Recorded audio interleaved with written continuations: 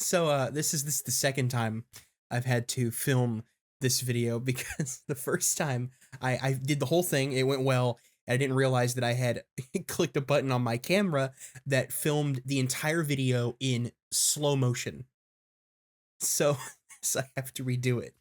Uh, I am a very good YouTuber. Like, I'm really good at this.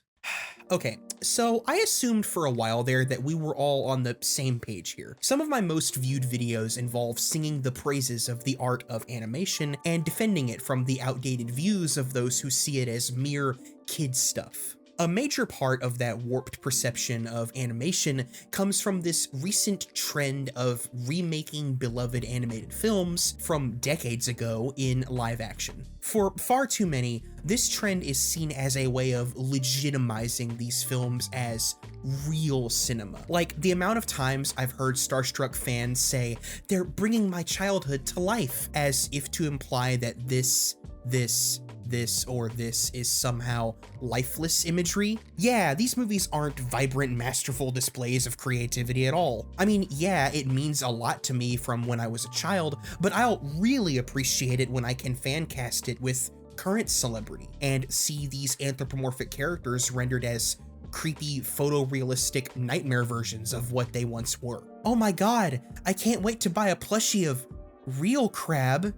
It's like they brought Sebastian to life. It seemed that after the 2019 Lion King remake and The Little Mermaid, that we actually were all starting to get properly tired of this now. Yeah, the Lion King remake made $1 billion, but it was endlessly ridiculed online, with several rightfully calling Disney out for marketing this thing as some new form of filmmaking that wasn't live action nor animation. It's CG. You took the Lion King and rendered it in a different style, but it's still animated. You've heard the criticisms of all of these films before. They're soulless cash grabs, there are no unique creative choices made with the source material, it's a shameless exploitation of your nostalgia for profit. Obviously, mainstream audiences will mindlessly consume whatever is put in front of them most of the time, but if you venture into comment sections or online discussions of these films, you'd be hard-pressed to find anything positive said about them.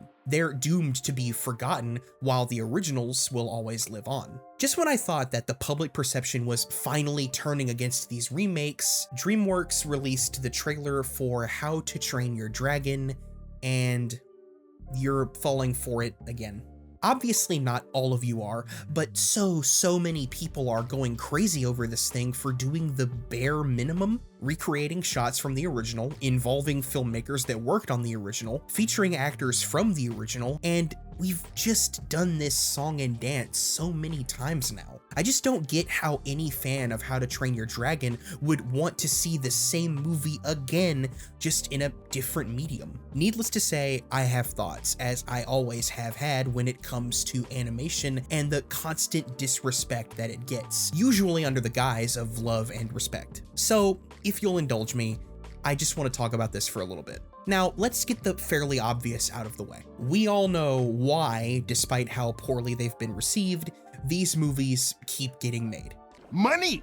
What I'm truly baffled by is how these movies keep making all that money. I feel like when this whole thing really started, it was a bit easier to make sense of. People loved these movies from when they were younger and flocked to theaters in hopes of reliving the same emotional experience in a new way. Although it's not a new way.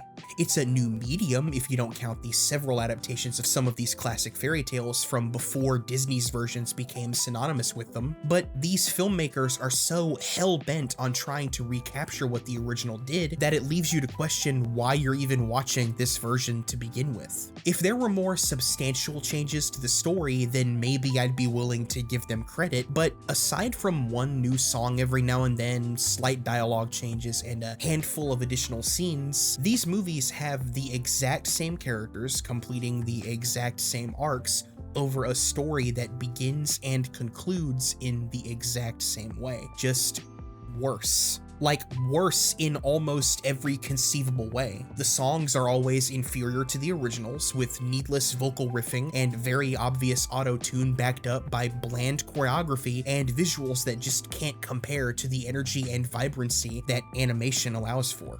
Designs for any character that isn't human are unnecessarily changed or unrealistic at best, or unemotive and downright creepy at worst. Every acting choice is needlessly reserved for realism, thus removing every ounce of charisma from the characters that need it the most. Any and all attempts at humor are just painful to have to sit through, and those are just the films that are somewhat trying to do the animated films justice by at least half-ass recreating some iconic elements. In the case of Mulan, for example, it's like they're embarrassed of the original film, going out of their way to remove any charm, personality, and even entire characters from the story to make it more gritty. Not to mention they got rid of like all of the songs. You've heard all of these complaints before from countless other creators who go much more in depth than I do, but I noticed at the beginning there, aside from these creators, these movies weren't as harshly criticized by mainstream audiences. I'd say from Cinderella to Aladdin, general audiences tolerated these movies. They paid for their hit of nostalgia and Disney made a bunch of money.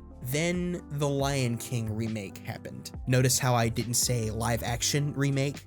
Because it's not, even though it's listed as such on Wikipedia. Nowadays, this movie is infamous for absolutely sucking the life out of every single character, song, and iconic moment from the 1994 animated masterpiece that changed the way that the medium was viewed forever. Critics didn't like it, and even audiences seemed indifferent to it. Now it seems like this movie is on its way to being forgotten about, while the original will still live on forever. Despite the fact that the remake made $1 billion. It's how that film managed to make $1 billion that I'm reminded of when I watch the recent teaser trailer for How to Train Your Dragon. Right off the bat, there are a few things to get out of the way. Firstly, this is the very first time DreamWorks has ever remade one of their animated films in live action, which for some may be a positive. Maybe they'll treat one of their very best films with more care and respect than the monopolizing monster company that is Disney. Secondly, there are positives to this trailer. I think the original score is used effectively, the actors portraying the original characters all look the part, there are some nice visuals, specifically the scenery surrounding Burke, Gerard Butler is reprising his role from the original, which is pretty cool, and of course, Toothless, unlike all the other nightmare creatures from Disney, actually resembles his original design. He looks good. For many, these positives were enough to completely win them over, but for me, all of the things that this trailer and promotional material does right actually gives me a pretty bleak outlook for not only the reception of this film, but for the future of mainstream animated cinema. This film will no doubt make a ton of money from people who want to relive their childhoods and see all of the things that remind them of the film that they already love. Just a shot-for-shot remake of the thing that they already like that will be a big hit, not on its own creative merits, but on the shoulders of the creativity of the original film. Now, I already hear what many of you are saying. This is completely different from what Disney is putting out. The original filmmakers came back for this one, as did Gerard Butler. They recreated these shots perfectly, and this is just the first trailer. This won't be a shot-for-shot remake, it's just hooking us with things we're familiar with. To all of you who are saying this, I do hope you're right. While I fundamentally disagree with this film's existence, something that I'll get more into later, I want to believe that these people are all passionate about what they're making, and they certainly seem to be. My hope is that said passion comes through in the final product. I am willing to be proven wrong and even admit to it. But on the other hand, I want to remind you of the Lion King remake again. When the trailers for this dropped, everybody was freaking out because it recreated iconic shots from the original, featured the iconic score, had the involvement of some of the original filmmakers, and even featured a returning actor from the original. And despite the fact that Jon Favreau insisted that this film wasn't going to be just a beat-for-beat recreation of the original film, it was. Aside from one or two very minor scene changes and the butchering of Be Prepared, this movie does not deviate from the 1994 film whatsoever, other than being a much poorer version of it, misunderstanding every single character interaction, line of dialogue, shot composition, and musical cue, but still including them because the audience needs to be reminded of what they love for that sweet, sweet nostalgia cash. It's the same exact trick again, and so many are falling for it. Falling for it without even asking themselves the simple question of why?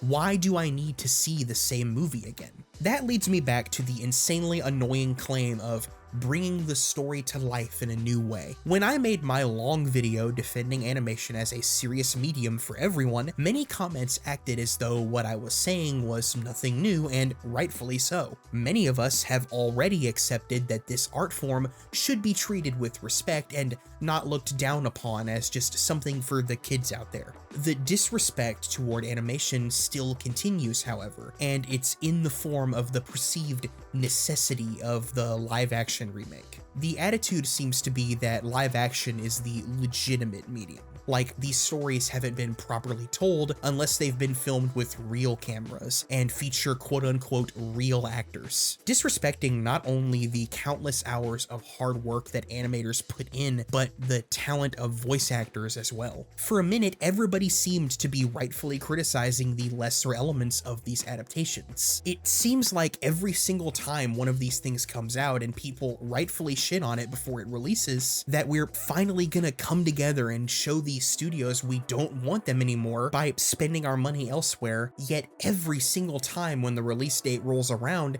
they make tons of money. Everybody keeps falling for it, and they have to stop because with each live-action remake that gets greenlit, that's more money that could have gone to a new original animated project. If we keep paying to see these movies, that sends a message to studios and distributors that we don't want to see some of the more creative, mature animated films out there. Like, imagine if Memoir of a Snail or Look Back was given the same wide release that Inside Out 2 and The Wild Robot was given. All of these films are great, but I'd like to see the smaller films get the same attention that the great big releases and shitty live-action remakes get. Our money makes a difference to these studios, and my message in this video doesn't just go out to those who keep running back for their nostalgia fix, hoping these films will be good. It also goes out to those of us who know these films are gonna suck and go see them anyway. One of the biggest regrets of my life is that I contributed to the $1 billion that The Lion King 2019 earned. I saw it in theaters knowing it was gonna be terrible, but I just had to see how terrible. Hate watching is not worth it. I know it can be fun to point and laugh at a bad film, but at the end of the day, the joke is on us when that movie makes a ton of money and a god-awful looking sequel is announced, along with a live-action Lilo and Stitch and Snow White remake. At the very least, Toothless looks damn near the same. Stitch looks weird in live action.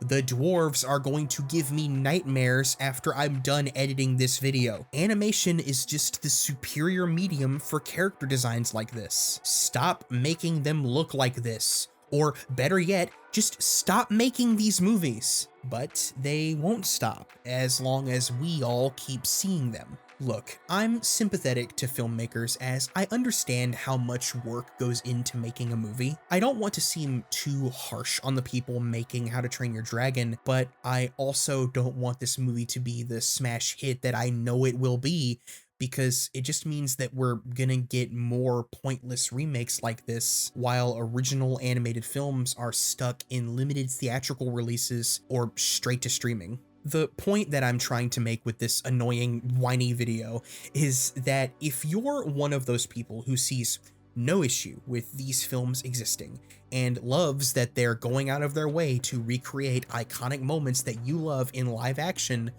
I want you to understand where these films all fail creatively. In How to Train Your Dragon, when Hiccup approaches Toothless and places his hand upon him for the first time, it's a powerful moment.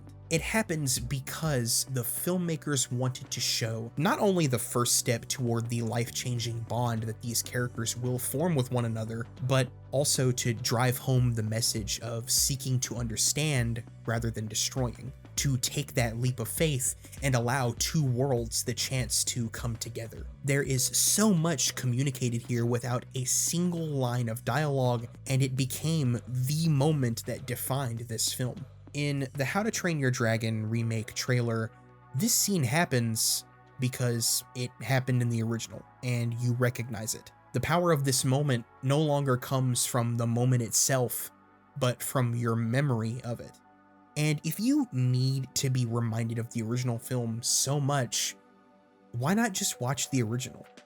Of course, that's all just my opinion. Understand that I'm not approaching my points here in bad faith toward anyone involved in the remakes I discussed. I have seen way too many annoying grifters online making arguments against these remakes for entirely different reasons that I do not agree with at all. I'm only here to argue for animation, how it stands on its own, and how these films only continue to pointlessly argue against it as a legitimate form of art that deserves to be taken as seriously as live action. If you disagree with what I have to say, please leave a comment below and tell me why. I am totally willing to have my mind changed, and I'm always open to discussion about anything. It's all just our opinions at the end of the day. Be respectful about it, be chill, and thank you so much for watching my video, even if we disagree. I truly appreciate it. Shout out to my patrons and my executive producers, Lapis Lazuli VA and Lizard Gang. I'm working on some Christmas related stuff right now for the holiday season, so look forward to all that. This topic was just something that I felt I needed to address. I'll see you all next time. Thank you for watching.